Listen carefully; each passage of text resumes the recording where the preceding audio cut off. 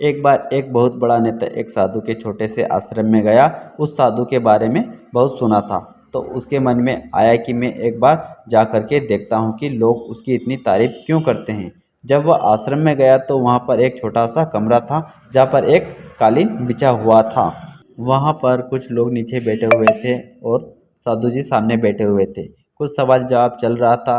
अब वह नेता उस आश्रम में आया और उस नेता के साथ में 4 बॉडीगार्ड भी थे।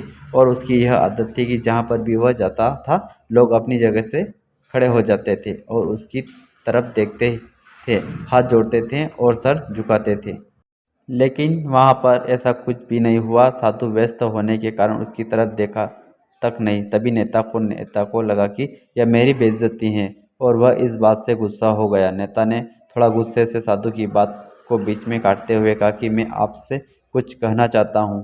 साधु ने उसकी तरफ देखा और बोला, आप थोड़ी देर रुकिए, पहले मैं इनके सवाल का जवाब दे दूँ, उसके बाद मैं आपसे बात करता हूँ। तब तक आप अगर चाहे तो आप बैठ सकते हैं।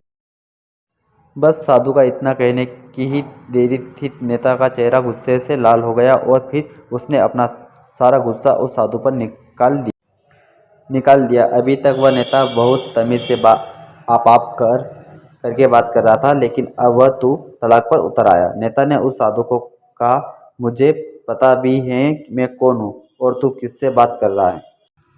साधु ने उसकी तरफ देखा और कहा, मुझे इससे कोई फर्क नहीं पड़ता है कि आप कौन हैं, लेकिन आप जो कोई भी हैं, अगर आप चाहते हैं कि मैं आपके सवाल का जवाब दूं या आपसे बात करूं तो आपको कुछ देर रुकना होगा। और साधु की यह बात कहते ही नेता गुस्से से पागल हो गया और वहीं के सबके सामने चीखने चिल्लाने लग गया।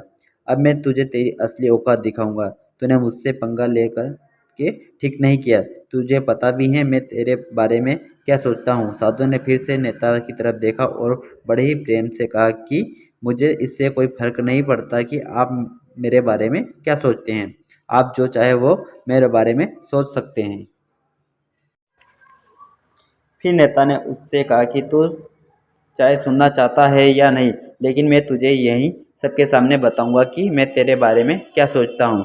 तू कोई साधु नहीं है, तू एक बहुत ही घटिया इंसान है। तू एक ढोंगी है, पाखंडी है और यहाँ पर जितने भी लोग बैठे हैं इन सबको बेवकूफ़ बना रहा है। तेरा बस एक ही मकसद है, इन लोगों की जेब में जितना भी पैसा है वह सब मेरे पास में आ जाए। तू अपने फ़ायदे के लिए इन लोगों का इस्तेमाल कर रहा है और अब मैं तुझे नहीं छोड़ने वाला हूँ। पूरी दुनिया के सामने मैं तेरा पर्दाफाश करके रहूँगा। लेकिन उसके बाद बोलने के बाद भी हल्की सी मुस्कान उस साधु के चेहरे पे बनी रही। यह देखकर वह और भी तिलमिला गया और उसने कहा, अब बहुत हो गया, अब मैं यहाँ एक मिनट भी नहीं रुकने वाला। लेकिन अभी भी तेरे पास मौका है, अगर मुझसे माफ़ी मांगनी है या मुझसे कुछ कहना है तो कह सकता है। इतना सब होने के बाद भी साधु के चेहरे पर एक मुस्कान थी और वह बिल्कुल शांत था। और फिर उन्होंने अपनी आंखें बंद करी और फिर साधु ने अपनी आंखें खोली, हाथ जोड़े और कहा कि मुझे आपसे कोई गिला शिकवा नहीं है। आपके लिए मेरे मन में कोई भी गलत ख्याल नहीं है। जो भी मेरे बारे में आपने कहा वह आपकी अपनी सोच भी थी, तो मुझे आप में कोई भी बुराई नज़र नहीं आती है। मुझे आप बहुत ही भले इंसान लग रहे हैं। और साधु की इतना कहते ही नेताजी का दिमाग 7वें आसमान पर पहुंच गया। उसके चेहरे पर एक अजीब सी खुशी थी, क्योंकि उस साधु ने वही कहा जो बाकी सब लोग उस नेता को कहते हैं। और वह खुशी खुशी उस आश्रम से अपने घर की तरफ चला गया और जाकर के अपने पिताजी के साथ में बैठ गया। उसके पिताजी ध्यान में थे। उन्होंने पूरी ज़िंदगी सिर्फ लोगों की सेवा करी और बदले में कुछ भी उम्मीद नहीं किया। तो थोड़ी देर बाद जब उन्होंने अपनी आंखें खोली और देखा अपने बेटे को अपने साथ बैठे हुए, तो उनके बेटे के चेहरे पे आज एक अजीब सी खुशी थी जो आज से पहले उन्होंने कभी नहीं देखी।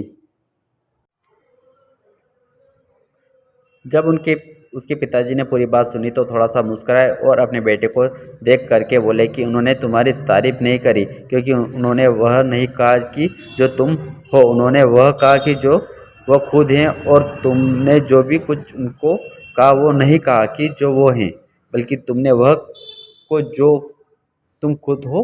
यही बात वेदों में भी कही गई है, यथा दृष्टि तथा सृष्टि। यह दुनिया तुम्हें वैसी नहीं दिखती जैसी यह दुनिया है, यह दुनिया वैसी दिखती है तुम्हें जैसे तुम खुद हो, जिसकी नज़र जैसी है उसके लिए यह दुनिया वैसी ही है। तो अगर तुम अपनी दुनिया को बदलना चाहते हो तो उसका सिर्फ एक तरीका है, अपनी नज़र को बदलो।